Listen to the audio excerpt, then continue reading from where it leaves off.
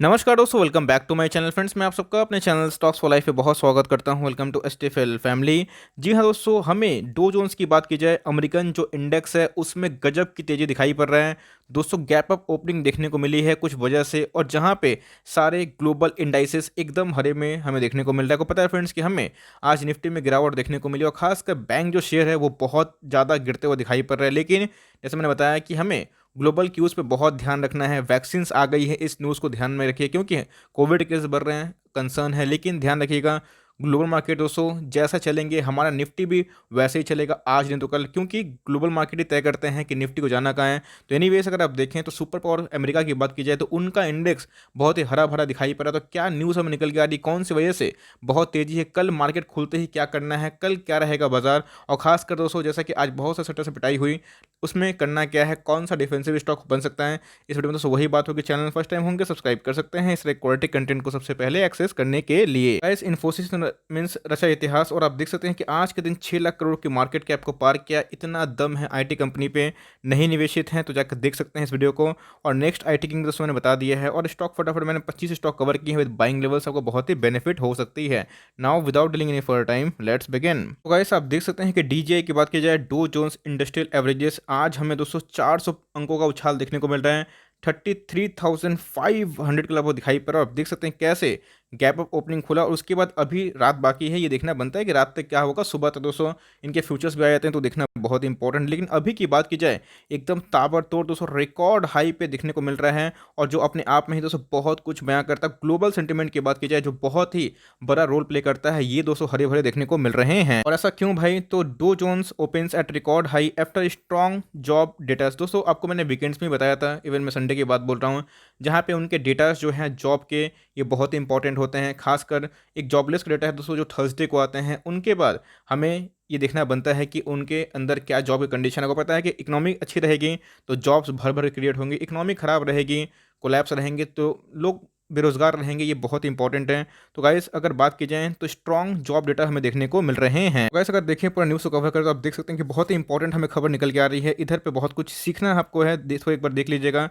The S&P 500 and Dow Jones opened at high records on Monday, supported by strong jobs data, while investors awaited the service sector report with signals that 2021 could see the best annual economic growth in nearly 4 decades। तो जी हाँ दोस्तों, हमें जो job data है वो अपने आप में ही अच्छे खासे देखने को मिल रहे हैं, जिसकी वजह से हमें नैस्डैक की बात की जाए, डो जोन्स की बात की जाए तो सारे हरे देखने को मिल रहे हैं। और इसी की वजह से सो गजब की तेजी हमें ग्लोबल मार्केट में भी देखने को मिल रही है। भाई अगर देखें एसजीएस निफ्टी क्या है तो एकदम फ्लैट सा दिखाई पड़ रहा है। इसके पहले मैंने बताया भी था कि हमें निफ्टी 15,000 के लगभग रेजिस्टेंस देखने को मिलेगा। लेकिन जैसा कि मैंने बताया कि कोविड के चौंकाने वाले केसेस मैं बताऊंगा, मैं उस पर भी आऊँगा जो सरप्राइज सबको कर दिए हैं। इनमें अगर आप देखें नैस्डैक का, तो भाई ये भी 184 पॉइंट्स हमें अब दिखाई पड़ रहा है। फुटसी की बात की जाए, सीएससी की बात की जाए, आप देख सकते हैं कि सारे दोस्तों हमें हरे में देखने को मिल रहे हैं, और अपने आप में ही ये बहुत ही अच्छा और एकदम राहतजनक फिगर हमें देखने को मिल रहा है। इसका मतलब अगर आप देखें तो सारे दोस्तों हमें इंडेक्स अच्छे खासे करते हुए देखने को मिल रहे हैं। तो गाइस लेकिन हमारा जो भारतीय बाजार है उसमें थोड़ा सा प्रॉब्लम क्या, काफ़ी प्रॉब्लम दिखाई पड़ रहा है, बिकॉज कोविड के केसेस थोड़ा आउट ऑफ कंट्रोल हो रहे हैं, और थोड़ा क्या काफ़ी हमें देखने को मिल रहे हैं। 1 लाख के ऊपर हमें क्या देखने को मिल रहे हैं, हर दिन केसेस आना अपने आप में बहुत बड़ी बात होती है। खासकर जो बड़े बड़े सेलेब्स लोग हैं जो बहुत ही ज़्यादा सिक्योरिटी में प्रोटेक्शन में रहते हैं, उनको भी खासकर कोविड हो जाना थोड़ा सा वरीसम तो है। लेकिन इसी में दोस्तों अगर आप देखें वैक्सीन को लेके अच्छी खासी न्यूज़ देखने को मिल रही हैं, और खासकर दोस्तों उद्धव ठाकरे जी ने भी पीएम मोदी जी से थोड़ा सा कुछ रिक्वेस्ट किया। देखते हैं क्या न्यूज़ है, और सबसे इंपॉर्टेंट चीज़ हमें निफ्टी में क्या कंडीशन इमर्ज होते हुए देखने को मिल सकता है। न्यूज़ से पहले आपको मैंने बताया है, मॉडर्ना की बात की जाए, फाइजर की बात की जाए, भारत बायोटेक की बात की जाए, इन्होंने क्या किया है, वैक्सीन को डेवलप कर लिया है।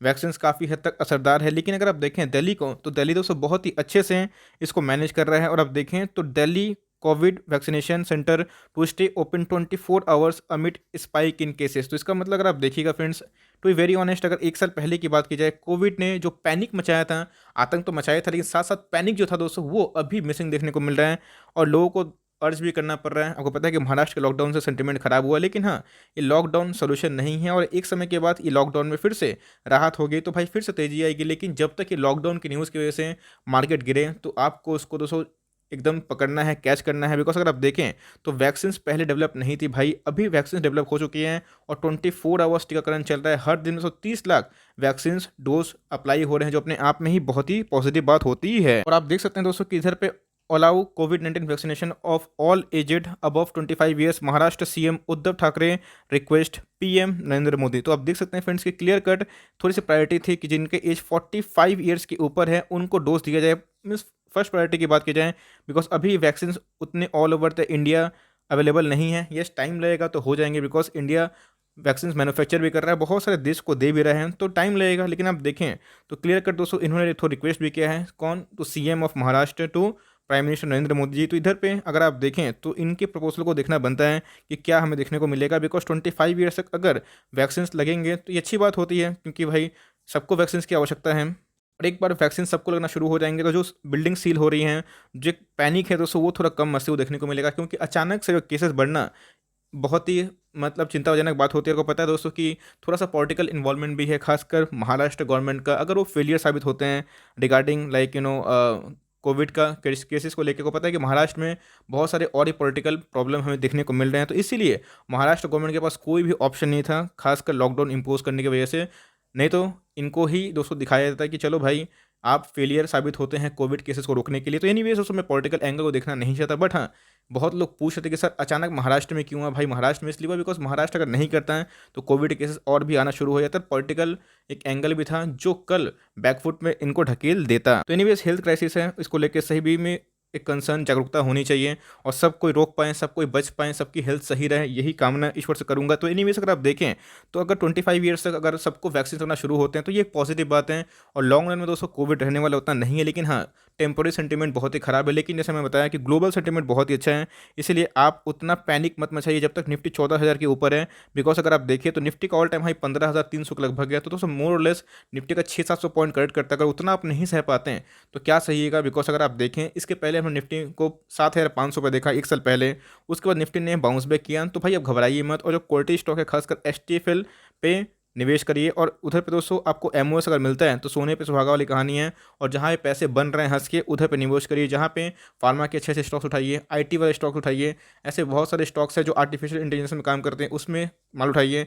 एफएमसीजी दोस्तों जो मैंडेटरी में आ रहे हैं उनको उठाइए, जो अभी ट्रेंड में भी आ जाएँ। गाइस निफ्टी कब आएगा तो वक्त बताएगा, बिकॉज अगर फिनेंशियल सर्विसेज अगर थोड़ा सा गिरेंगे तो अपने आप में ही खराब है। बिकॉज अगर आप देखें तो सबसे ज़्यादा लॉकडाउन का खतरा दोस्तों बैंक्स को ही होते हैं। अब मैं कमेंट देख रहा था कि बहुत लोग बोलते हैं कि सर बैंक्स में निवेश करना पसंद नहीं है, लेकिन बैंक्स और एनबीएफसी से निफ्टी का 40% गठन है, इस बात को भूलिए मत। तो अगर बैंक्स में अच्छे खासे बैंक में निवेश करना चाहते हैं तो गो फॉर इट। लेकिन हाँ जैसे कि मैंने बताया कि लॉकडाउन होंगे तो बड़े बड़े सिनेमा घर, बड़े बड़े पब्स, बड़े बड़े क्लब्स, रेस्टोरेंट सब बंद होंगे। तो गाइस ये सब बहुत लोन पे चलाते हैं, तो फिर से एक हमें कंडीशन देखने को मिलेगी, बहुत लोग मोरेटोरियम का आपको पता है कि फ़ायदा बेनिफिट उठाए गलत वे में, है ना। तो ये तो राहत देने की बात है, लेकिन इससे बैंक प्रभावित हो सकते हैं। तो लेट्स सी दोस्तों क्या कंक्लूजन निकल के आता है। इसलिए अच्छे खासे बैंक्स प्रभावित होंगे, बट मेरी यही राय है आपको कि देखिए एनबीएफसी अगर अच्छे हों, जिनके पास सफिशिएंट रिजर्व सरप्लस हो, जिनके अच्छे खासे नंबर्स हो, अच्छे खासे ट्रैक रिकॉर्ड हो, रेवेन्यू बढ़ता रहे साल साल, उन सब में घबराना नहीं है। और जिनके अंदर कंसिस्टेंट ट्रैक रिकॉर्ड है, आरओई 20 के ऊपर है, 25 के ऊपर है, तो उधर पे भी दोस्तों आपको एकदम बैटिंग करते रहनी है। ये छोटी सी अपडेट थी। जब तक ग्लोबल मार्केट क्रैश नहीं होता, क्यूज ठीक ठाक रहते हैं, तो आपको घबराने की आवश्यकता नहीं है।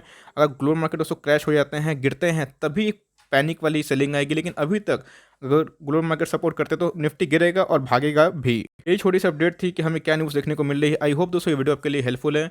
शॉर्ट टर्म में वोलेटाइल रहेगा मार्केट, लेकिन लॉन्ग रन में जब तक डो जोन्स की बात की जाए वो हरा है, तो हमारे चांसेस 80% से 70% है कि फिर से मार्केट रिकवर हो जाएगा। तो डो को थोड़ा फॉलो करिए।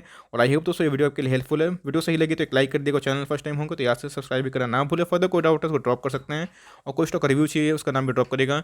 आई would love to make a video on your demand. तो गाइस मिलते हैं जल्दी ही, तब तक के लिए bye. Thanks for watching friends, God bless you all.